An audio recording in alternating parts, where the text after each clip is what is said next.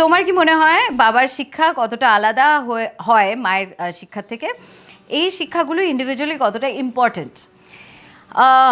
বাবার শিক্ষা, মায়ের শিক্ষা, একটা সময় পর্যন্ত আমার বাবার জায়গায় ভীষণ কড়া, এবং বাবা কখনো স্ট্রিক্ট ছিলেন না। একটা কথা আছে, ডিসিপ্লিন।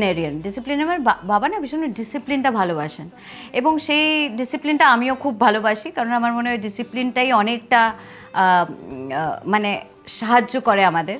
ঘুম থেকে উঠে একটা কিছু না করতে চাইলেও আমার ডিসিপ্লিন আমাকে বলে যে আমাকে করতে হবে। আমার কোনো একটা সময় হয়তো শরীরটা ভাল লাগছে না, আমার জিম যেতে ইচ্ছে করছে না, কিন্তু আমার ডিসিপ্লিন আমাকে বলে আমাকে জিম যেতেই হবে। অনেক খাবারের মাঝখানে আমার খুব ইচ্ছে করছে অনেকগুলো খাবার খেতে, কিন্তু আমার ডিসিপ্লিন বলে যে না, বেশি খাবার খেলে হবে না, কারণ এটা আমার কাজের ক্ষেত্রে একটা জায়গা, আমার ডিসিপ্লিন, আমার একটা কমিটমেন্ট আছে। তো তাই জন্য সেই জায়গাগুলো অনেক কিছু আমি মা বাবার একসঙ্গে এটা আলাদা করে বলাটা খুব কঠিন। বাবার কাছ থেকে কী শিক্ষা পেয়েছি, মায়ের কাছ থেকে কী শিক্ষা পেয়েছি, দুজনের কাছ থেকেই অদ্ভুত সুন্দর শিক্ষা পেয়েছি, এটুকুন জানি। বাবা আমার জীবনটা আমার মনে হয় সবথেকে ক্লিয়ারভাবে ছোট বয়স থেকেই দেখিয়েছেন যে এটা তোমার জীবন, এগুলো আছে, এগুলো এবার তোমার পথ, তুমি যেগুলো চুজ করবে সেটাই তোমাকে ডিফাইন করবে।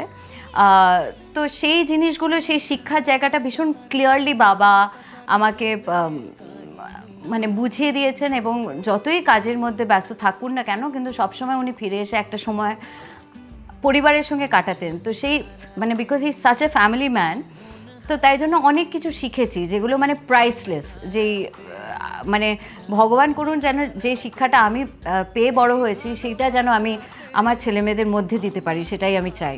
আমার মায়ের কাছ থেকে আমার যেটা সবথেকে আলাদা করে সবসময় আমি জানি, তো সেটা হচ্ছে আমি যতই কাজে ব্যস্ত থাকি না কেন, যেহেতু আমার একটা বিশাল বড় যৌথ পরিবার, আমার মা সবসময় মনে করাতে থাকেন যে এই অমুকের জন্মদিন তুই উইশ কর, এই তোর জেঠিমার কিন্তু একটু শরীর খারাপ হয়েছে, তুই ফোন করে জিজ্ঞেস কর কেমন আছে, এই যে জেঠু সেদিন পড়ে গেছিলেন, তুই খবর নে কেমন আছে, এই বাড়ির হয়তো কোনো কাকিমা জেঠিমা কারুর একটা হয়তো গৃহপ্রবেশ, সেই গৃহপ্রবেশ কেমন কাটছে, সরি আমি যেতে পারলাম না আমার কাজের মধ্যে।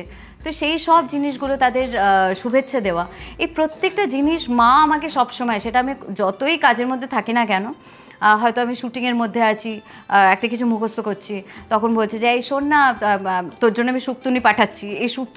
আমি বললাম যে ঠিক আছে মা, আমি পরে কথা বলছি সেটা নিয়ে। কিন্তু মা বলছে এই শোন, শুক্তুনিটা রানের পছন্দ হবে, সেই জিনিসগুলো। তো আমার মনে হয় পুরো কানেকশন উইথ দ্য ফ্যামিলি, পুরো জিনিসটা একটা পুরো আমাদের বিশাল শাখা প্রশাখা আমাদের ফ্যামিলির, এবং প্রত্যেকটা মানুষের সঙ্গে কানেকশন রাখাটা আমার মনে হয় পুরোটাই আমি আমার মায়ের কাছ থেকে পেয়েছি, এবং তার জন্যই আমি আমার মতন করে আমি কানেকশন রাখতে পেরেছি সবাইকার সঙ্গে এতটা ব্যস্ততার মধ্যে।